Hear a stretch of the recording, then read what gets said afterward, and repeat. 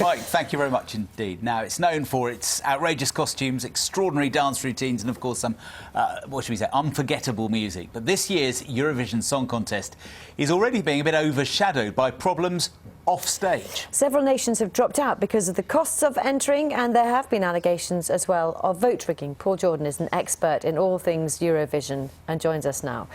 Morning to you. I know you follow this closely, so tell us a little bit about the costs, for example. People really, some countries just cannot afford to go in anymore. That's right. I mean, the costs of staging Eurovision are immense. It depends very much upon the national broadcaster. So Russia, for example, in 2009 spent round about 30 million euros staging Eurovision.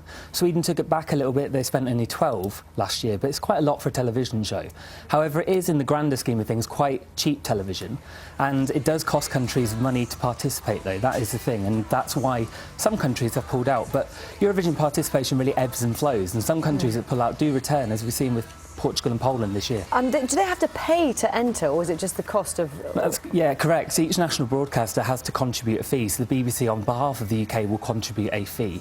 And some countries have very small broadcasting corporations. So Moldova, for example, and Albania, they've got very small television companies, and they have to foot a bill. If you think about the range of Eurovision rehearsals that go on and the parties, press conferences, there's a lot of time spent actually at Eurovision. So countries have got to pay for hotels, for all the delegations, for 2 weeks, and all that expense really to not qualify for the final. It's quite a risk. Do you think it's just got out of hand? I mean, I mean, you could do it much more cheaply, couldn't you? You could do, and that's what Denmark are doing this year. Their budget is said to be much, much smaller than even Sweden's last year. It is going back to basics, and I think there is a question whether smaller countries, maybe less affluent countries, if they win, would they be able to stage it at the same level? And I think it is going back to basics, but it's bigger than almost ever. I mean, there's nearly 40 countries that enter roughly year upon year.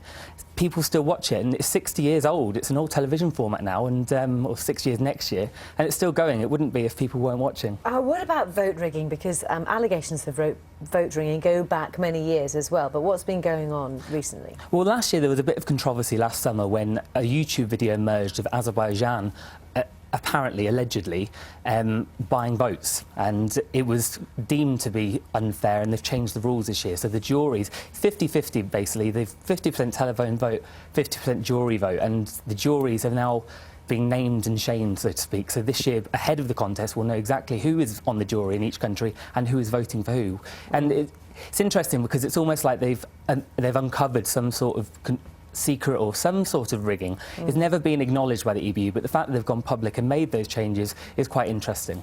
I mean, I remember in the days of Terry Wogan doing the commentary, and we used to laugh about the voting, and it sort of seems like in the last few years it's become a bit more sinister. We seem to be taking it a bit more seriously. Maybe it's just because we haven't won for ages. I don't know. Exactly. I mean, when the UK did well, we didn't tend to pay too much attention to neighbourly voting. And the UK and Ireland do vote for each other as well. It is interesting, and it does show really the demographics of Europe. You know, former Soviet countries will always vote for Russia. It's similar to the Balkan countries, but it's not necessarily politics, it's also culture as well. We've got countries that know each other's artists and songs and like that kind of music. Eurovision voting has always been controversial, and it probably always will be.